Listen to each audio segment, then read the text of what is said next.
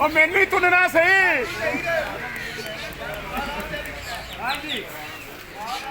ਚਲੋ ਜੀ ਚਲੋ ਯਾਰ ਥੋੜਾ ਦੇਖੋ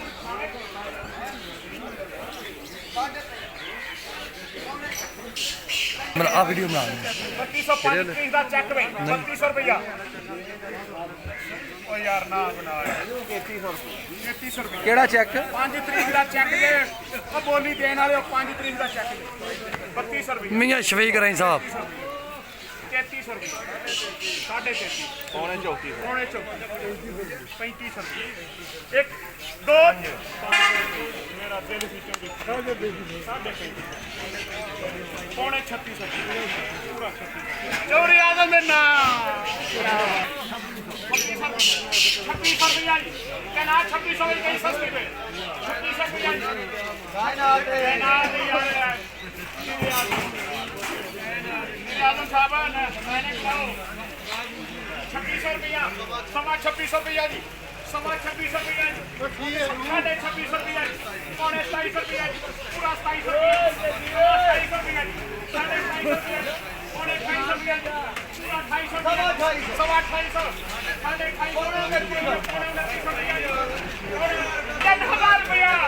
5 रुपये सवा 3000 आशा विशेष का 3000 का हल्ला नहीं 60 रुपये 81 रुपये अच्छे तरह का 3100 रुपये 3100 3211 रुपये 3250 रुपये 5 रुपये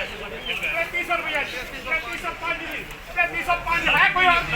10 रुपये 3310 रुपये जी 1 2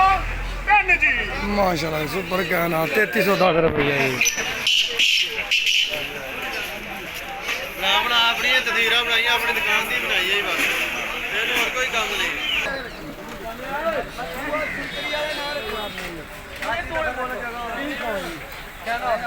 3100 रुपया आज ही दर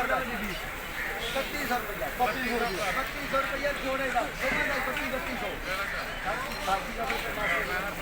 मुन्नी की जोड़े का 3400 रुपया